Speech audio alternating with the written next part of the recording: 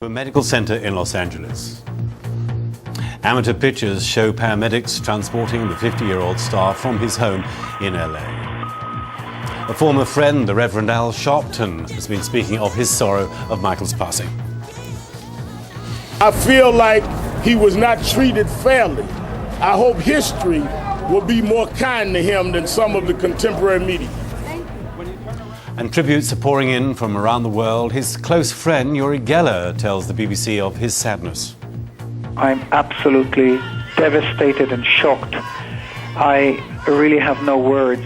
He was getting ready for the performances in England. Welcome to BBC News. I'm Alistair Yates. In London, also in this programme, fans flocked to the medical centre where the singer was taken to pay their respects and wait for more news.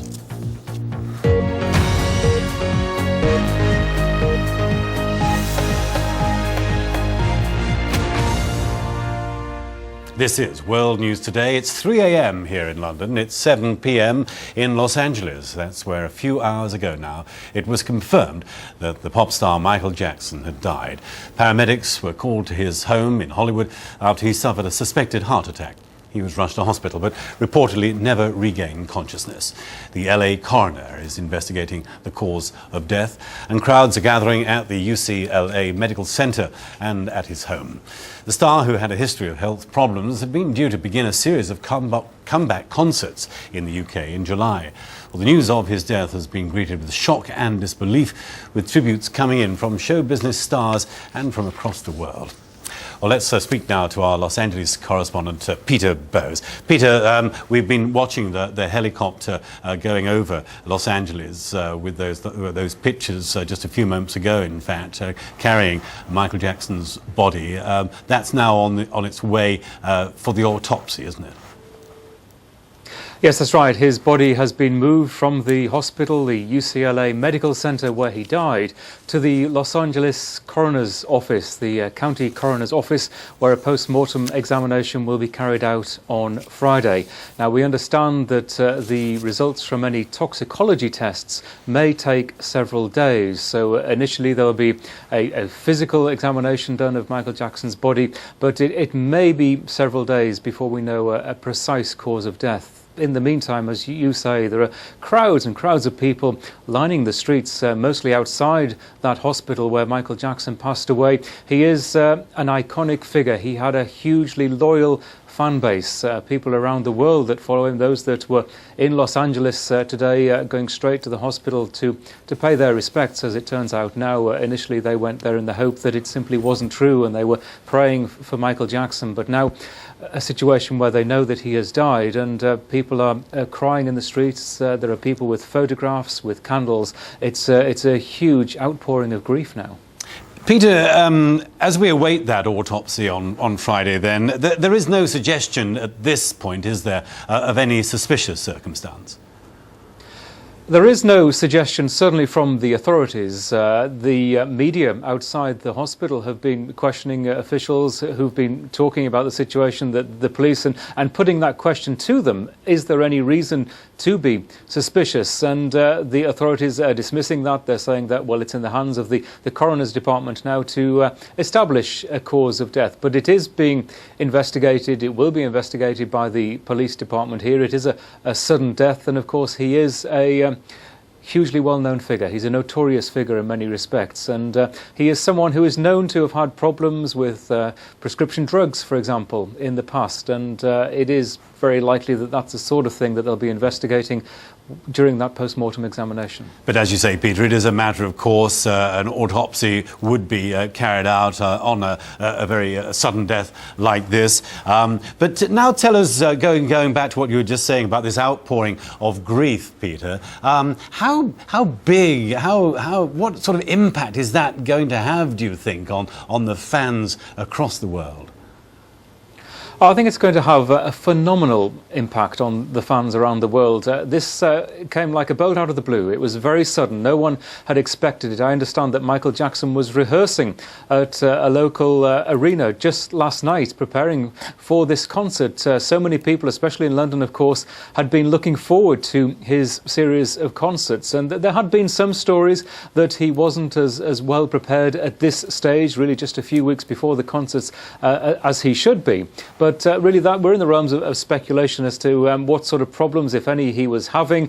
Some people are saying that he was beginning to feel the pressure. And we know that the early dates in that concert series had, in fact, been postponed and rescheduled for a later time because the rehearsals seem to be a little bit behind schedule. So he might have been having problems. As to whether those problems were serious medical problems, we really don't know. It's very difficult to get to the heart of the matter, to Michael Jackson's inner circle, and that's been a situation for many years with Michael Jackson. I remember covering the trial 4 years ago now in Santa Maria when he was accused of child sex abuse. He was acquitted of all of those charges. But those fans, and I suspect some of the same people who are now outside the hospital, they were there every single day. This was a long trial that went on for several months, and they were extremely loyal to Michael Jackson.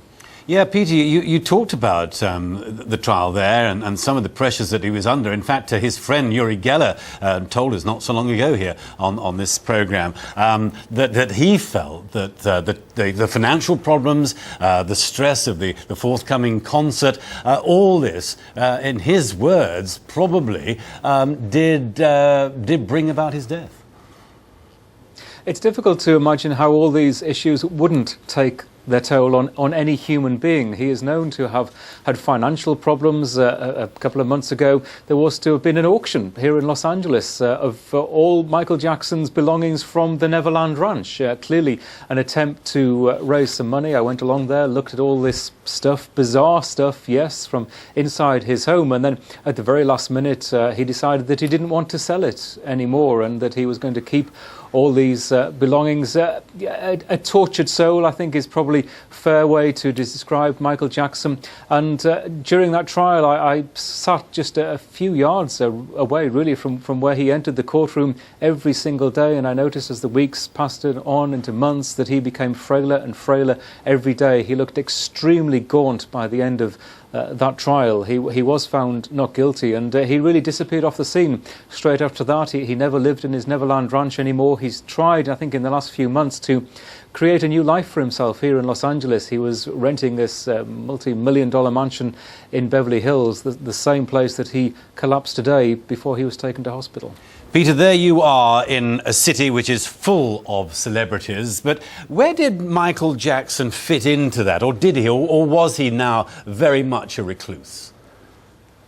He was very much a recluse. He did not fit into the celebrity scene that we know exists today. He wasn't part of the Hollywood scene. You never saw Michael Jackson on a red carpet, for example, at a movie premiere or at any of the big shows like the Oscars. He was certainly a recluse in that regard. He had some high-profile friends. People like Elizabeth Taylor is known to have been a long-term friend of his, but his friends and his inner circle were very guarded about talking about Michael Jackson, and again, it's difficult to know how much time even they spent with him these days. He was, from the very few interviews that he's given over the last few years, he was devoted to his three young children. He's talked in interviews about just being an ordinary guy, an ordinary dad, getting up at breakfast time, changing the nappies and feeding his children. That was the kind of life that he seemed to be enjoying in the last few years. The BBC's Peter Bowes, live in Los Angeles. Many thanks, Peter. Well, a short time ago, Michael Jackson's brother Jermaine made a statement at the hospital.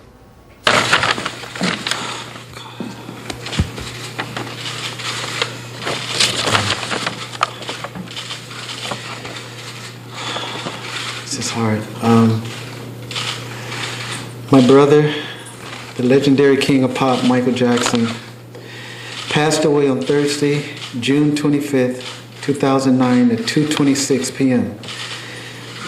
It is believed he suffered cardiac arrest in his home. However, the cause of his death is unknown until results of the autopsy are known. His personal physician, who was with him at the time, attempted to resuscitate my brother. And as did the paramedics who transported him to Ronald Reagan UCLA Medical Center. Upon arriving at the hospital at approximately 1:14 p.m., a team of doctors, including emergency physicians and cardiologists, attempted to resuscitate him for a period of more than 1 hour, and they were unsuccessful. Our family requests that the media please respect our privacy during this tough time. And may Allah be with you, Michael, always. Love you. Thank you very much.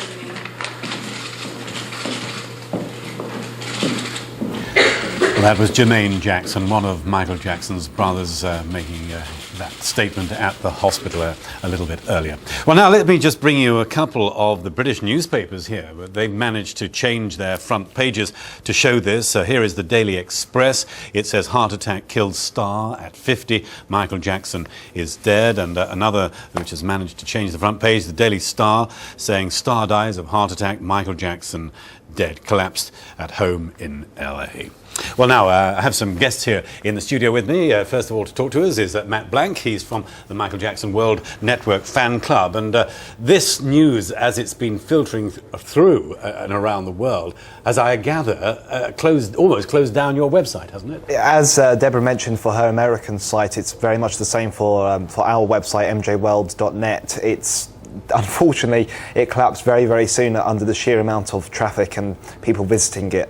When the trial ended on June the 13th, 2005, 8 million people tried to view it. I can't even imagine to begin how many people are trying to look at our website and many other websites throughout the course of tonight and tomorrow.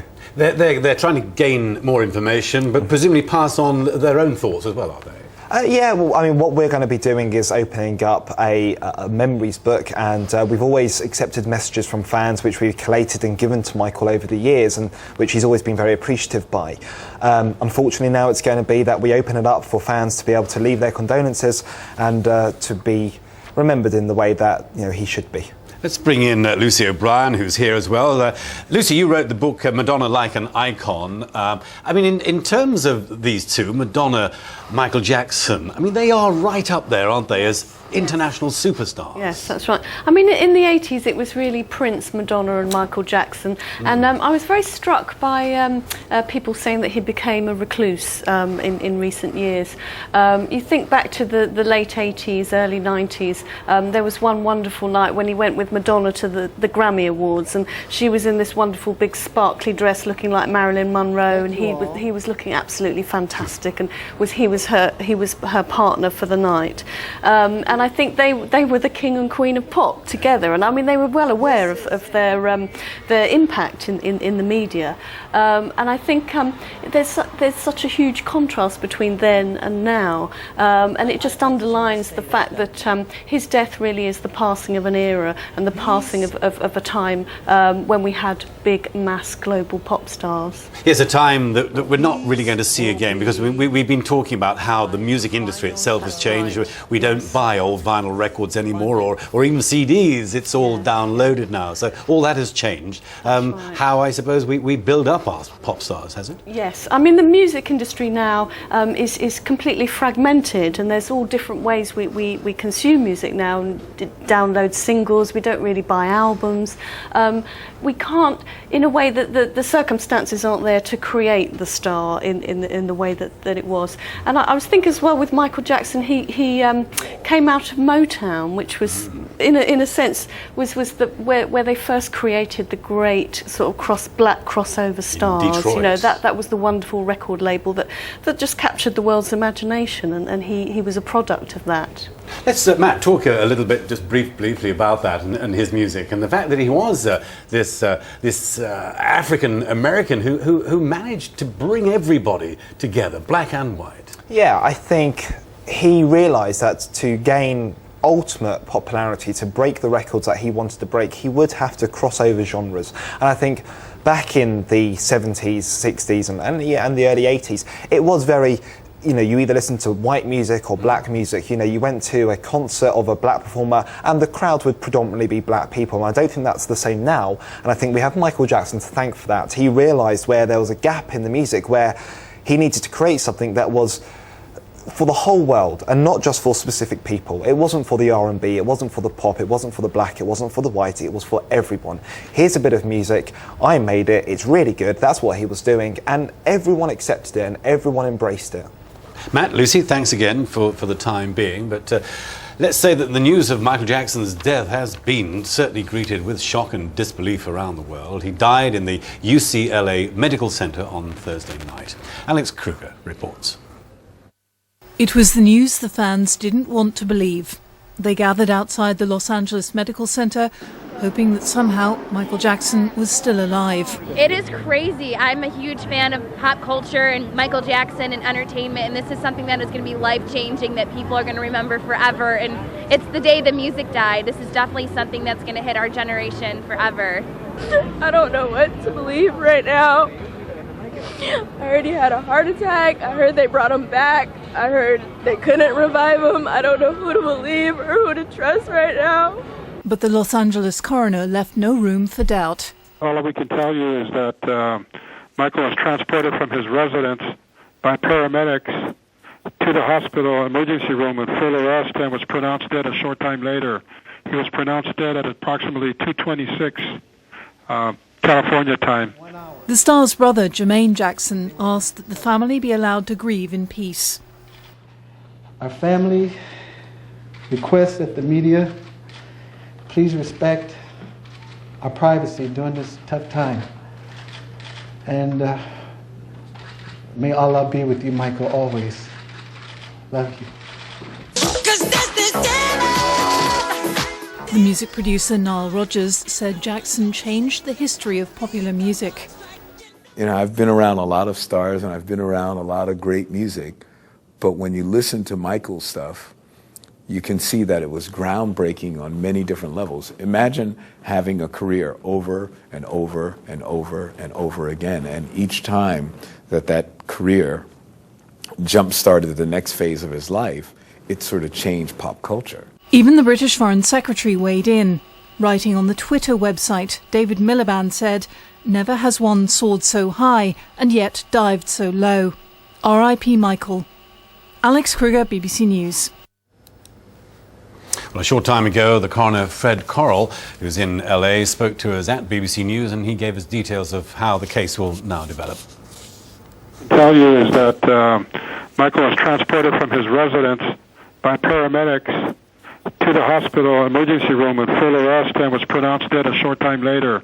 He was pronounced dead at approximately 2:26 California time.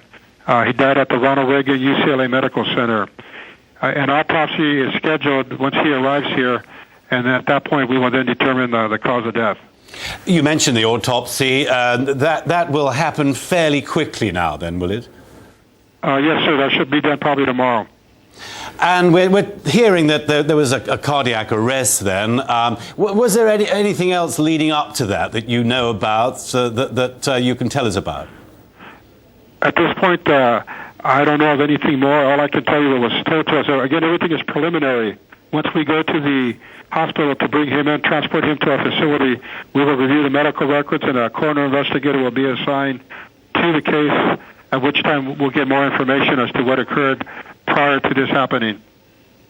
Perhaps you can give us also, since you're there on the scene, as it were, in LA, just of how shocked the city will be by this. From what I've been seeing in the news, there is a big crowd at the hospital there, and talking to the detectives, there is a big group of people there, and people are devastated at the loss and shock and hearing of the death of Michael Jackson. It's, just after 5 o'clock there, local time for you, so people are no doubt just getting to hear this news as it comes through on the radio and the TV stations and what have you, and as they leave work, no doubt that crowd is likely to get bigger, isn't it? That's correct. From what I can see here, it's getting bigger. From what I'm looking here on the monitors, yes, it's getting bigger. A lot of fans are showing up there as they find out what happened. And that was the LA coroner talking to me a couple of hours ago. Well, we can now speak to the journalist Roland S. Martin. He's been speaking to the Jackson family, and Roland is on the line to us now. Welcome to BBC News. Perhaps you can just give us an idea of what they've been having to say about all this. Well, actually, I'm here on vacation in Jamaica, and when I heard the news, I immediately went to CNN, who I work for, to get a report. But then, of course, after I saw the report that Michael Jackson was dead, I called his brother Marlon Jackson. Marlon, of course, a member of the Jackson 5, he said he was absolutely devastated by the death of his brother. He said what happened was he was actually at his home in Georgia, and his daughter was watching television, and she said, "Dad, they're saying Uncle Mike is dead." Marlon said, "Oh, that can't be the case." So he then called Frank DeLeo, who was Michael Jackson's manager, and he said, "Marlon, we lost him." He said that last night Michael Jackson was complaining about not feeling well. He called Frank DeLeo, his manager. They then called Michael Jackson's doctor, came over to the home to check him out.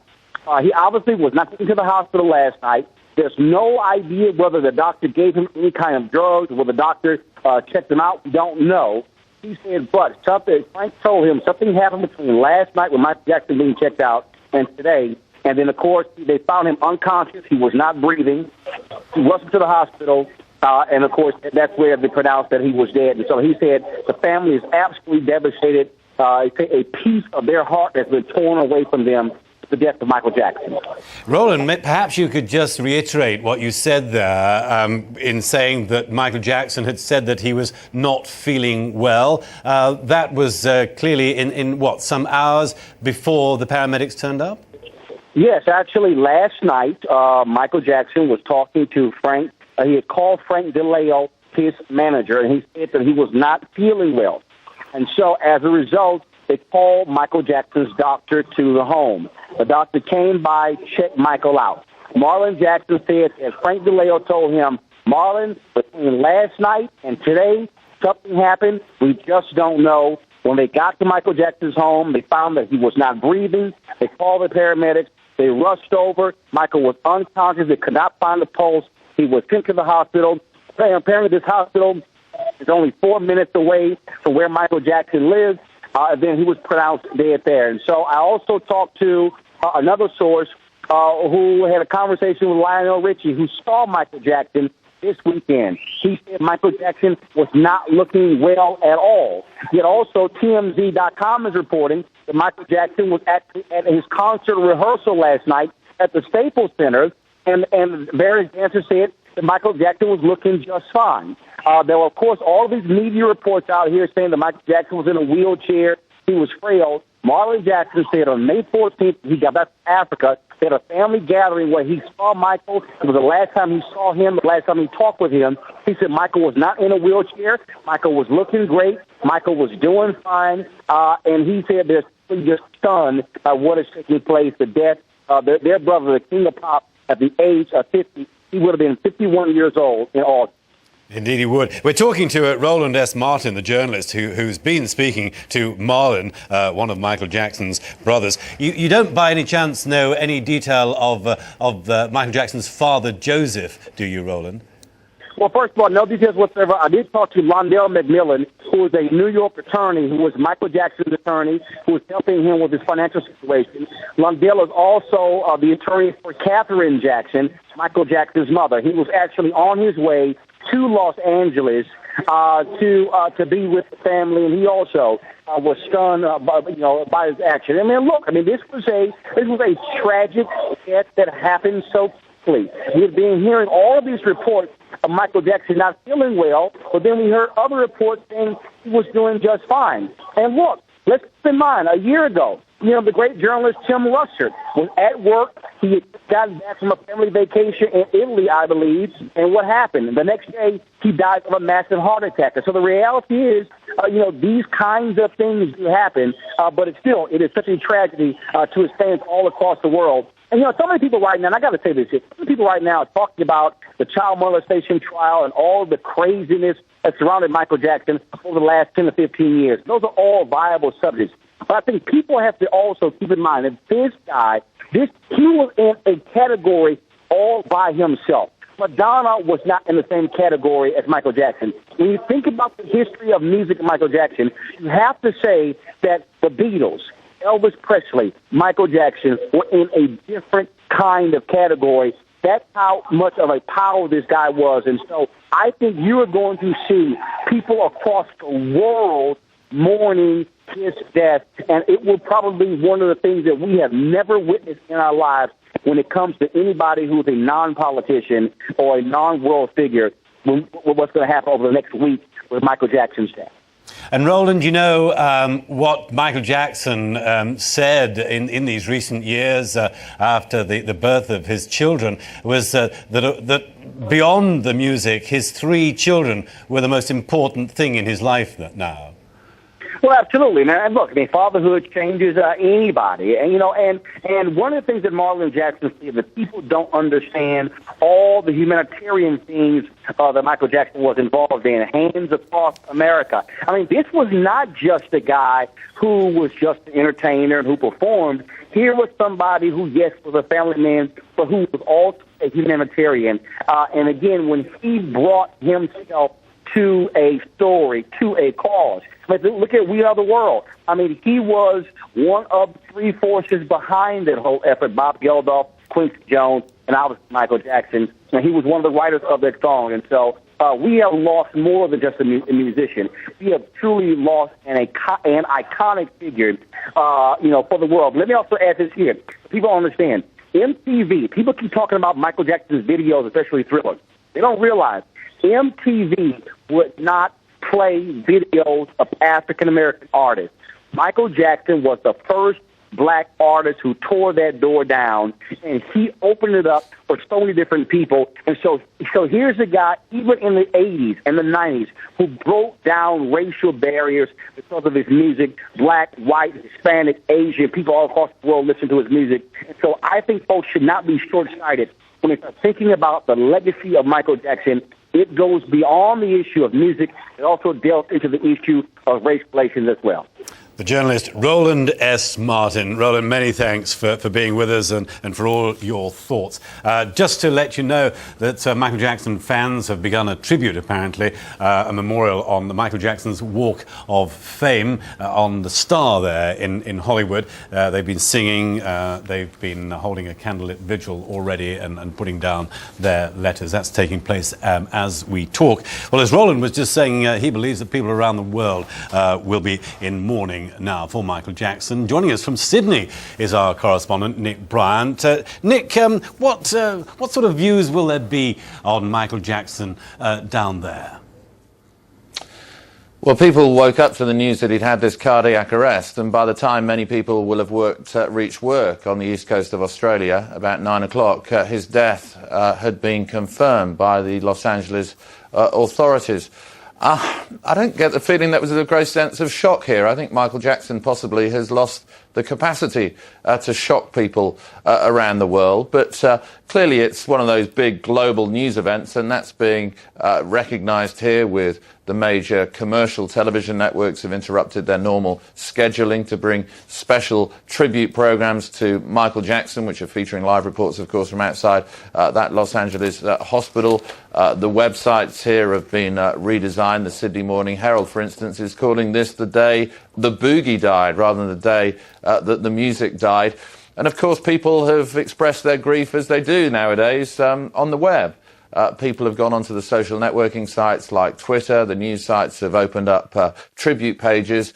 And I think, Alistair, the response has been conflicted here. And as I suspect it will be in other parts of the world, there's clearly recognition of this guy's extraordinary musical talent and his amazing stagecraft. But there's an acknowledgement, too, that in other aspects of his life, he was a deeply flawed individual. And many people here have obviously focused on what many people will regard as a rather unhealthy relationship with some children in the latter stages of his life.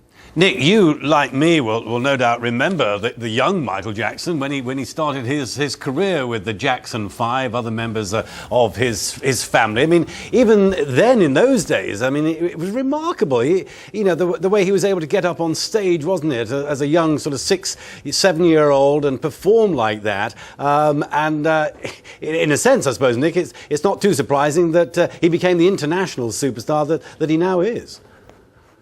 Well, many people here who saw him in 1987, what's that, 22 years ago, still have very, very vivid recollections of his tour of Australia. And it was hard, Alistair, to walk down a Sydney street this morning without hearing one of his songs playing out from one of the music channels on the radio. Thriller was the one that seemed to be filling the air as I was walking down the street in Sydney shortly after news of his death was announced. So clearly this is being greeted here as one of those big global news events that we see sort of once a decade, I guess, with the deaths of people like Diana, and people are likening Michael Jackson's death to John Lennon's death and Elvis Presley's death. But I have to say the response here is proportionate. I think there's an acknowledgement that this was a very complicated individual, and I think the reaction to his death has been quite complicated as well. This acknowledgement, as I say, of this extraordinary musical talent, but this bewilderment often at some of the more bizarre aspects of his private life. I mean, we've been showing some copies of the British newspapers here, a couple at least, that have managed to show what has taken place on the front pages of their newspapers. But is that likely to happen in the Australian press? Yeah, I mean, obviously the deadlines for the Australian press had passed before the news came through from Los Angeles. But as so often happens these days, what you see is the redesign of newspaper websites. The Sydney Morning Herald's site has been completely redesigned to take in the magnitude of this story. So too is the Australian website. ABC, the national broadcaster here, is running special coverage online. All of them are opening up those pages to comment. And reading those comments, as I say, you get this conflicted reaction from Australians. They're a hard bunch to shock in Australia. Often their response to things like this is proportionate. Perhaps there's not a tendency here to go over the top, as sometimes happens in these kind of events. But clearly there are many fans of Michael Jackson in Australia indeed. There was an online petition started in this part of the world when it was announced that he was going to be performing that concert series in London. Many people wanted him to come over to Sydney and Melbourne as well to perform concerts here. Many fans of Michael Jackson in Australia today are clearly feeling an enormous sense of loss. Indeed. From Sydney, live there, our correspondent Nick Bryan. Thanks, Nick. Well, now the Reverend Al Sharpton paid tribute to Michael Jackson. He was speaking in New York. There was something about Michael that he beat all of the odds, and we thought we'd see him moonwalk one more time. And I think the shock of thinking that he's gone with no goodbye is something that's overwhelming. The last conversation I had, he was in Europe, and that's when I teased him about going to England. Last time I saw him was about a year ago. Michael always, his weight would go up and down, and he always had health issues, but he didn't look particularly different to me. And I think that from what I talked to people around him, I saw no warning that he would have this kind of serious illness. Any other questions? What's going through your heart now? I know you're talking as a leader, but you knew him. I can see it. I mean, you know, I look at it more personal. That's why I showed it. We knew each other 35 years. I knew him off the stage. He knew me off the picket line, which is why when he had problems, he would call me. And I feel like he was not treated fairly. I hope history will be more kind to him than some of the contemporary media. Well, now let's bring my guests in here in the studio. I've got Matt Blank from the Michael Jackson World Network Fan Club, and also Lucy O'Brien. She wrote the book Madonna Like an Icon. Lucy, I'm just reading actually online here. It's saying that Dame Elizabeth Taylor is too devastated by the passing of her dear friend Michael Jackson to issue a statement at this time. Of course, it was Elizabeth Taylor, wasn't it, that dubbed him the King of Pop? Yes, and she was a very, very close friend of his, and really took on quite a mother role, and it's interesting that he gravitated towards her, because I think he wanted.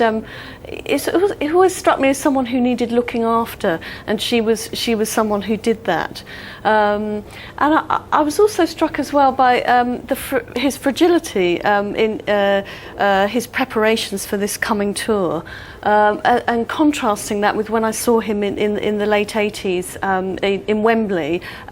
And he had this unstoppable energy, and sort of drawing on the choreography of idols like James Brown, and and that wonderful dancing that he had. And also he loved Fred Astaire as well, so he kind of incorporated all that as well.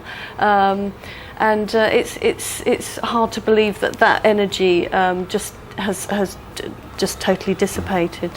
Matt, you met Michael Jackson. Lucy was just talking about the fragility of the man. Did that ever come across to you when you met him? Not at all. He came across as a very confident and a very strong person, and I think he's gone through enough now to sort of take the rough with the smooth, and everything in life was a challenge for him. I think that the public made that so, unfortunately. I think with every star who reaches a certain peak, they will unfortunately have a fall from grace. And I'm not saying that Michael Jackson's was because of him, but I think that a lot of the public scrutiny on him in the recent years probably didn't help. But to turn him to a fragile individual, I wouldn't say he did. I think the most fragile we've ever seen him is at the end of the court case. And he came out on that day in June looking dishevelled and a shadow of his former self. But I think over the last 4 years, he's built up on that, and it was now when he was saying, you know what, I'm ready, I'm going to come back and I'm going to wow you all. And it's just incredibly tragic that obviously we're not going to be seeing that. Right, let's go on to Sandra Manetti now, a Hollywood columnist, and she's outside the UCLA Medical Center now. Thanks for joining us. Perhaps you could just give us an impression of what is taking place there right now. Are people still gathering there? They are. Well, a large crowd has been gathering for the last few hours, and those numbers are only swelling as people show up to mourn their idol. The scenes are there's people holding up posters of Michael Jackson, homemade signs. The atmosphere, I would say, is more pop concert-like than funereal. For example, not so long ago when Michael Jackson's body was airlifted from here to the LA County Coroner's Office for the autopsy, which will take place in the morning, fans were chanting at the helicopter, "Michael, Michael," as if saying a last goodbye to their idol. Gosh, I see. So, and in terms of following on from that, I mean, do you think, we've been talking about people, going into mourning, what do you think is likely to happen? Well, it's interesting. I've spoken over the last few hours to several fans, many of them visitors from around the world on holiday in Los Angeles who've come here on a kind of pilgrimage. There's lots of tears, but also kind of a celebration, if that's the word to use, of their idol's life. Them saying he was our Elvis Presley, he was the greatest pop star of our generation. And I certainly think that, as someone who's covered Michael for the last 15, 20 years in my career, and, the obvious, circus of freaks and strange circumstances that have covered him around, I do think that his music may well be remembered even longer than his eccentricity, and I do believe he is an act like the Beatles or Elvis, to whom people will still be listening in 100 years' time. I mean, we've been saying that people are shocked around the world at his death, but perhaps what you're saying is that people have come to terms with the very colourful, checkered character that Michael Jackson was, and perhaps to some extent they might not be surprised by a sudden death like this. Michael Jackson has always shocked and caused dramatic headlines, and it almost seemed that it would always inevitably end like this. I mean, when I got here, when the news first broke about him being rushed to the hospital, fans were already on the scene. They twittered each other, and they'd already gathered, and there was almost an acceptance. They were saying, he was our idol, he was great, before his death had even been announced. It was a strange atmosphere down here, like they almost expected, Michael Jackson, who had always lived in such a dramatic way, to die in such dramatic and sudden circumstances. It's not what I expected at all. And as you were saying, Sandro, you've covered his career. He very much was a recluse, wasn't he, within Hollywood? Did anybody ever see him out and about around Hollywood at all? Well, it's interesting because he'd moved back here a couple of months ago, and he'd been a lot more social. Just last night, for example, he was out at Staples Center, the main concert venue in Los Angeles, rehearsing for the London shows. There wasn't great sign of illness there. He was described as listless, but that was pretty normal, apparently. He also, I was speaking a few weeks ago to Lou Ferrigno, TV's Incredible Hulk, who had been Michael's personal trainer, preparing him for these upcoming shows in London, which obviously now will sadly not take place. And he was telling me that Michael would work out in Lou's garage because he didn't want to go to the gym and have the public see him in shorts and T-shirts and trainers, not really the Michael Jackson look. And he was doing a light workout, light weights, bit of treadmill work. But Lou certainly didn't see any major health issues. And there had also been a full medical that Michael had to undergo before signing the contract to do those London shows. He passed that.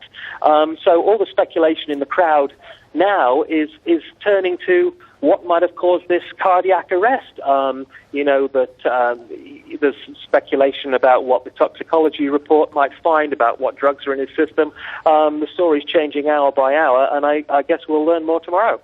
Indeed. Sandro Monetti, a Hollywood columnist, many thanks indeed for coming online to us. And as Sandro was talking to us there, if you were looking at the pictures in the left-hand box, that was actually some of the Michael Jackson fans gathering at the Apollo Theatre in Harlem. Now, joining us with some reaction from Asia and live for us from Singapore is our correspondent Sharanjit Lail. Sharanjit, how big a star is he or was he across Asia? Well, as you can imagine, Alistair, he was as big here as he was the rest of the world. And of course, Friday morning here in Singapore, rest of Asia as well, they're all up and reacting in shock to the news.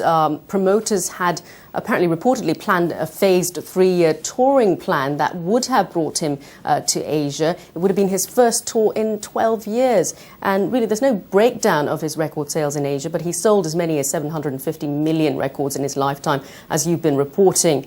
So certainly he is massive, as anywhere else in the world. Many Asians likely to be very disappointed at not getting the chance to watch this gifted entertainer perform one last time. Alistair.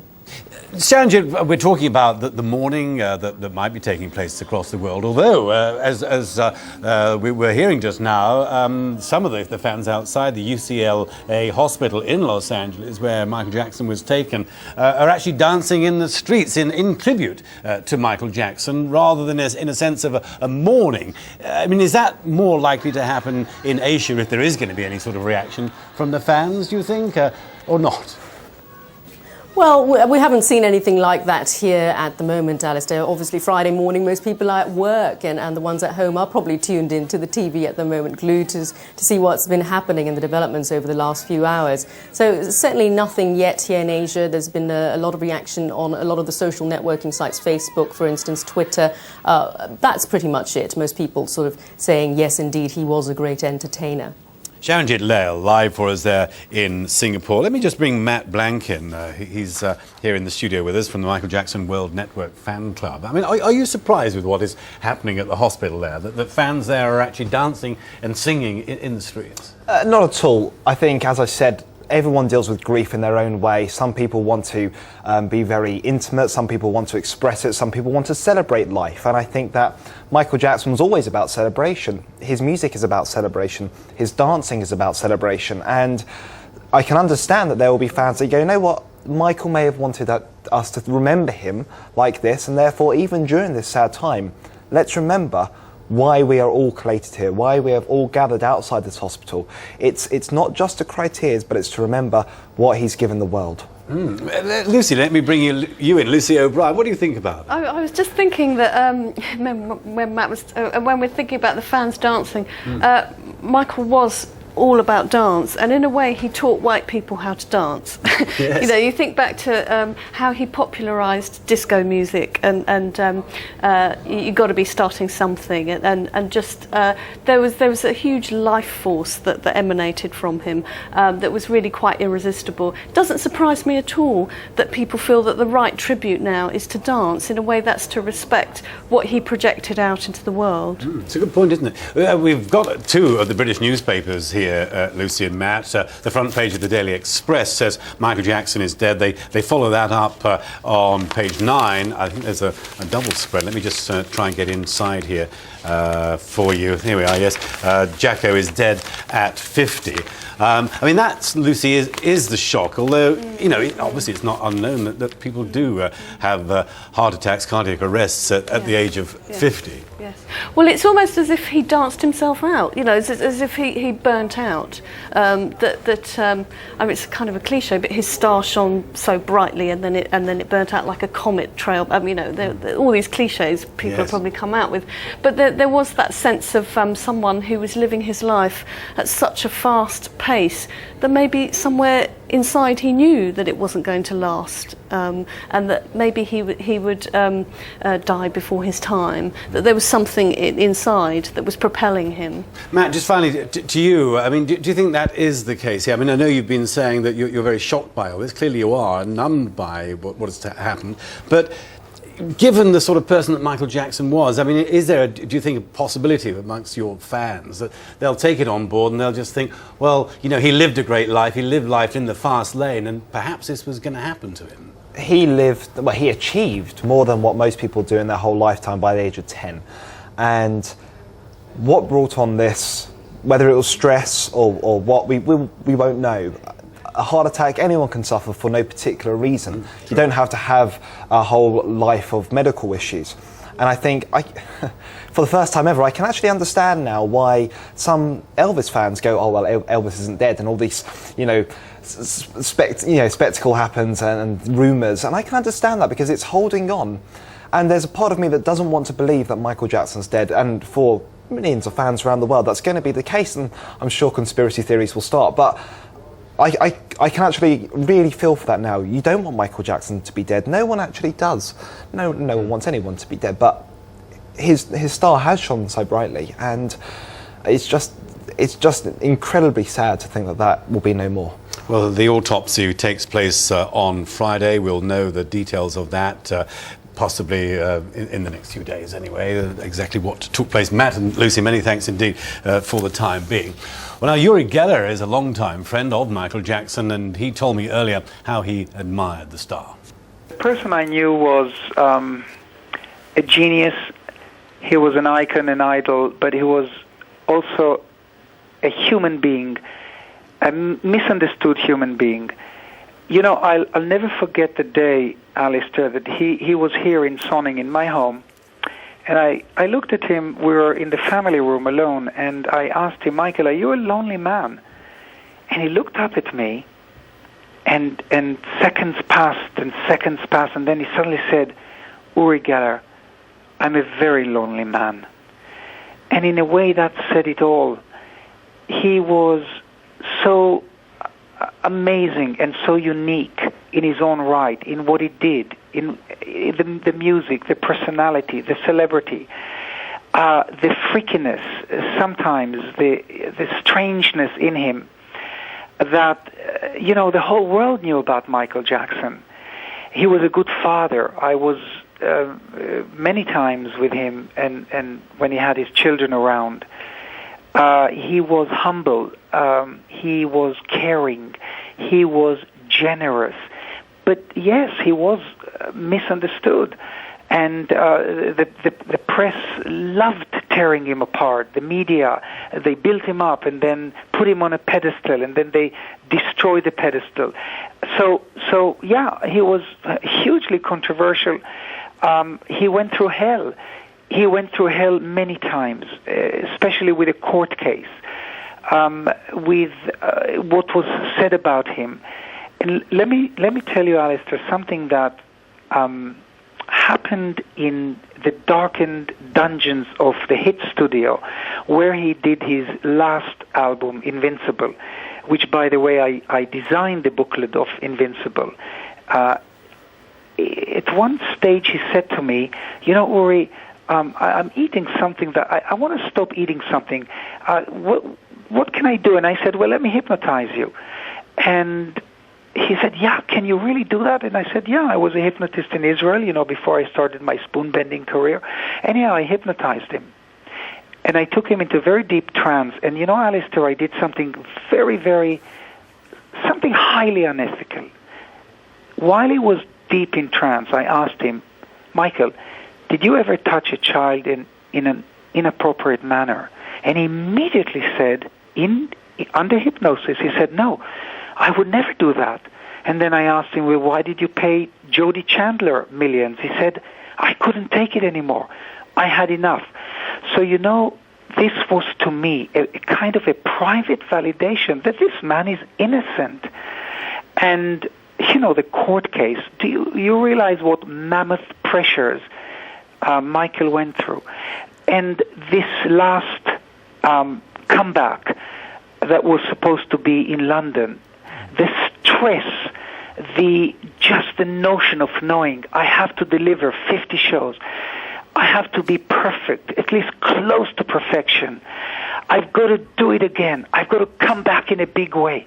I've got to satisfy the world. I want my fans to love me. You're talking about mammoth stress here. And I would not be surprised, Alistair, if this is what killed Michael Jackson.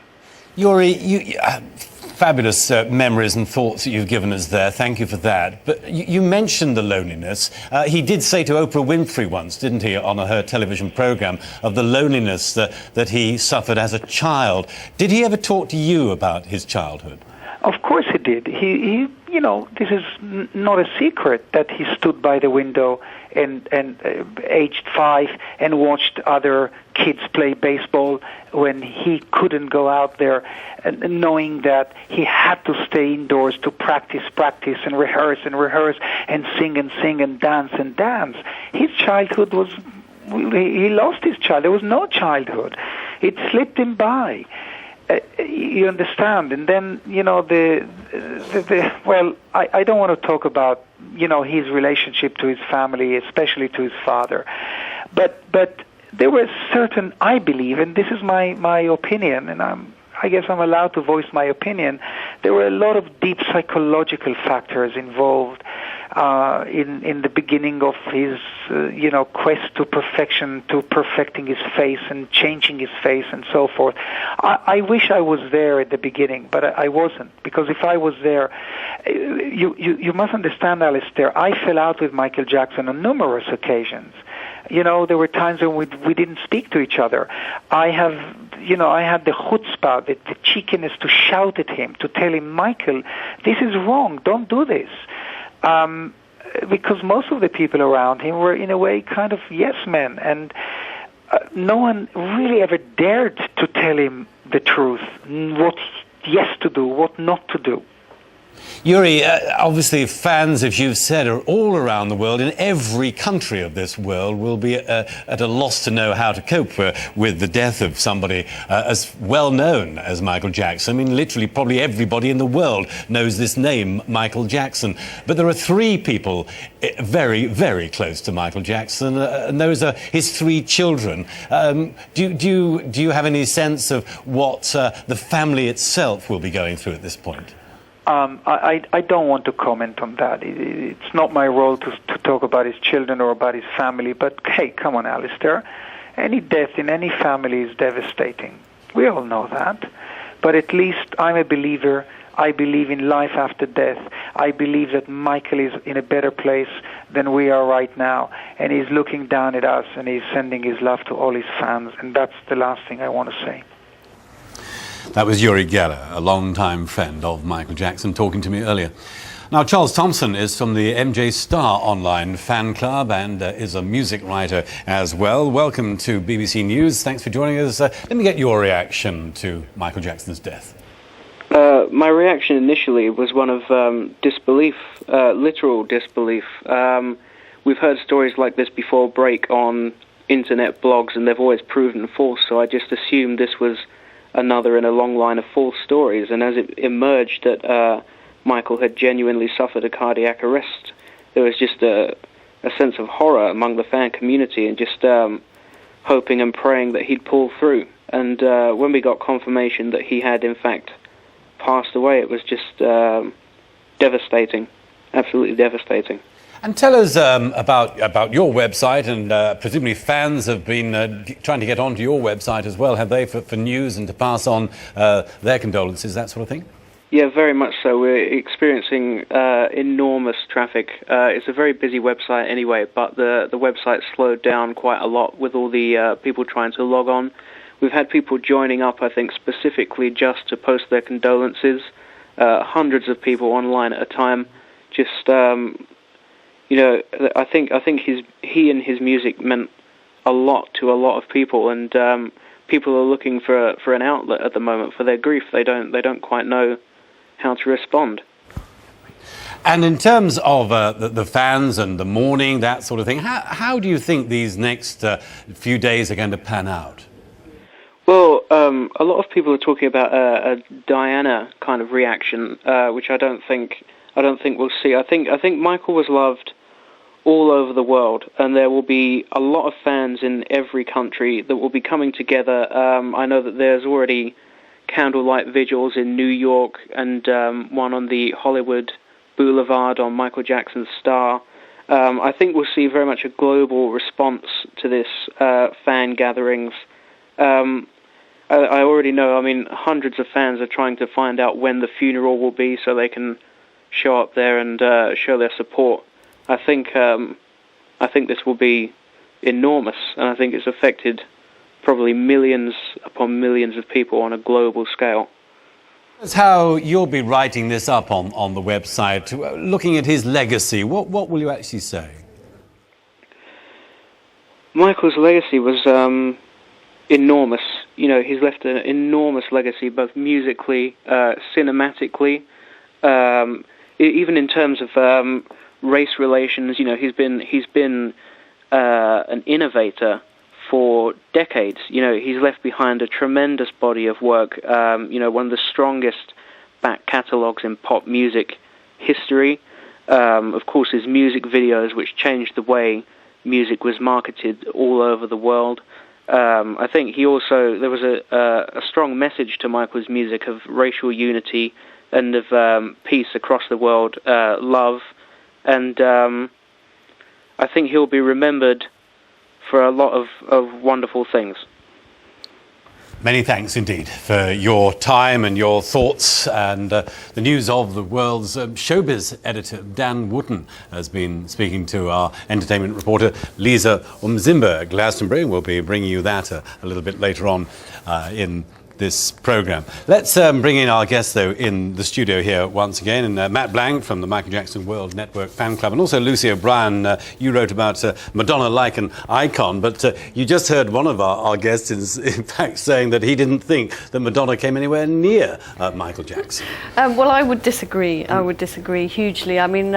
She's had an enormous impact as well. When I was writing the biography, I was thinking, is there anyone that really matches her for longevity, for the global impact? And then I thought the only other person I can really think of is Michael Jackson. They really kind of stood side by side in 80s pop music, and they reinvented pop music, not just in terms of entertainment, but also the business side as well, because they were both very savvy in the business sense. I suppose in a way they had different audiences. It was a huge crossover audience, but there we are. We see Michael Jackson appealing to a huge African-American fan base, and then for Madonna, of course, she's got legions and legions of female fans. So I think, God forbid, if anything happened to her, we'd see the impact in terms of feminism and women's issues, and those sorts of issues would come up and be talked about. But we see both these figures, Madonna and Michael Jackson, as being quintessential 20th century icons, really. They defined pop music in the latter part of the 20th century. I mean, that sounds really grand, but in a way they had that far reach. Matt, fans have been gathering in Harlem outside the Apollo Theatre. There they are. There are the pictures that came into us not too long ago. It looks like hundreds of fans there in Harlem. Harlem, of course, a very well-known black community, and there will be an outpouring of grief within the black community, won't there? Yes, definitely. I think that it goes without saying what Michael Jackson has done for the black community over the years. Visited the White House in the 80s. He broke down racial barriers to become the first artist on MTV. And I think that he's just set something for future generations of musical artists, both black and white, but especially in the black community, which a lot of people have him to thank for. Yeah, I mean, as we've been saying, he really did just transgress black and white, didn't he? He brought that music to us all. Michael once said that he's colourblind. And when he said that in the way that he doesn't think about his music being a particular music, it's just for everyone. Matt, many thanks indeed. Lucy, thanks for being with us once again. And we're staying on air with this story for you as you join us here on BBC News, where we're reporting on Michael Jackson's death.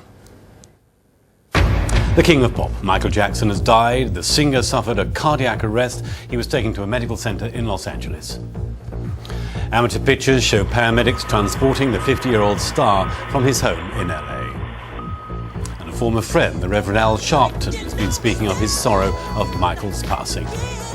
I feel like he was not treated fairly. I hope history will be more kind to him than some of the contemporary media. Tributes have been pouring in from around the world. His close friend Uri Geller told us of his sadness. I'm absolutely devastated and shocked. I really have no words. He was getting ready for the performances in England. Meanwhile, fans have been flocking to the medical centre where the singer was taken to pay their respects and to wait for more news. And at the Apollo Theatre in New York, where Jackson first performed at the age of 9, fans display an emotional message.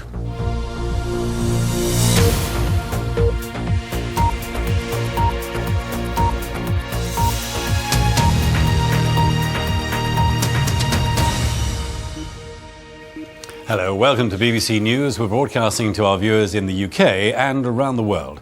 I'm Alistair Yates. The pop star Michael Jackson has died in Los Angeles. He was 50. Paramedics were called to his home in Hollywood after he suffered a suspected heart attack. He was rushed to hospital, but reportedly never regained consciousness. The LA coroner is investigating the cause of death.